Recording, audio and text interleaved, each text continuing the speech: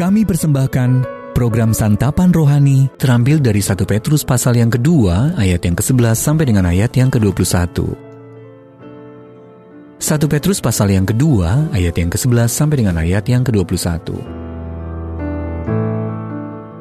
Peringatan untuk hidup sebagai hamba Allah. Saudara-saudaraku yang kekasih, aku menasihati kamu supaya sebagai pendatang dan perantau, kamu menjauhkan diri dari keinginan-keinginan daging yang berjuang melawan jiwa. Milikilah cara hidup yang baik di tengah-tengah bangsa-bangsa bukan Yahudi, supaya apabila mereka memfitnah kamu sebagai orang durjana, mereka dapat melihatnya dari perbuatan-perbuatanmu yang baik dan memuliakan Allah pada hari Ia melawat mereka. Tunduklah karena Allah kepada semua lembaga manusia, baik kepada raja sebagai pemegang kekuasaan yang tertinggi, maupun kepada wali-wali yang diutusnya, untuk menghukum orang-orang yang berbuat jahat dan menghormati orang-orang yang berbuat baik. Sebab inilah kehendak Allah, yaitu supaya dengan berbuat baik, kamu membungkamkan kepicikan orang-orang yang bodoh. Hiduplah sebagai orang yang merdeka, dan bukan seperti mereka yang menyalahgunakan kemerdekaan itu untuk menyelubungi kejahatan-kejahatan mereka. Tetapi hiduplah sebagai hamba Allah. Hormatilah semua orang, kasihilah saudara-saudaramu, takutlah akan Allah, hormatilah raja. Hai kamu hamba-hamba, tunduklah dengan penuh ketakutan kepada Tuanmu, bukan saja kepada yang baik dan peramah, tetapi juga kepada yang bengis. Sebab adalah kasih karunia jika seorang, karena sadar akan kehendak Allah, menanggung penderitaan yang tidak harus ia tanggung. Sebab dapatkah disebut pujian jika kamu menderita pukulan karena kamu berbuat dosa? Tetapi jika kamu berbuat baik, dan karena itu kamu harus menderita, maka itu adalah kasih karunia pada Allah. Sebab untuk itulah kamu dipanggil, karena Kristus pun telah menderita untuk kamu, dan telah meninggalkan teladan bagimu, supaya kamu mengikuti jejaknya. Ayat mas renungan hari ini terambil dari 1 Petrus pasal yang kedua ayat yang ke-20.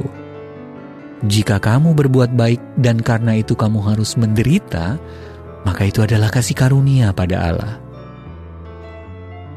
Renungan hari ini berjudul Menjadi Saksi di Tempat Kerja, ditulis oleh Julie Schwab.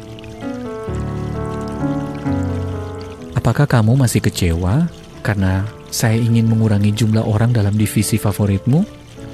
Manajer Evelyn bertanya. Tidak.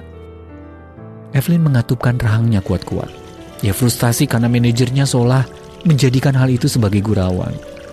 Padahal ia bermaksud membantu perusahaan dengan menyatukan beberapa kepentingan yang berbeda. Tetapi ruang gerak yang terbatas membuat usahanya nyaris mustahil terlaksana.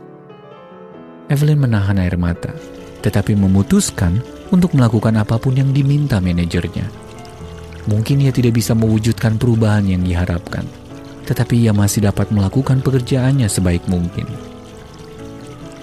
Dalam surat pertamanya, Rasul Petrus mendorong umat Tuhan di abad pertama untuk tunduk kepada semua lembaga manusia.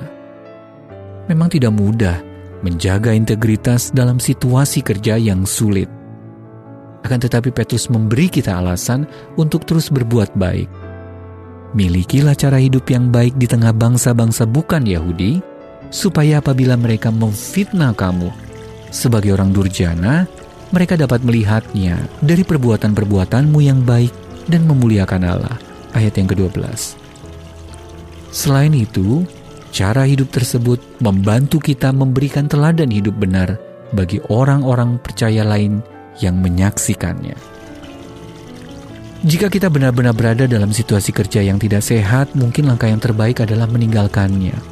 1 Korintus pasal 7 ayat 21.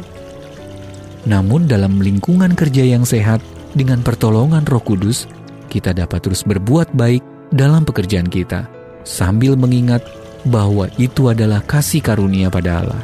1 Petrus pasal 2 ayat 20.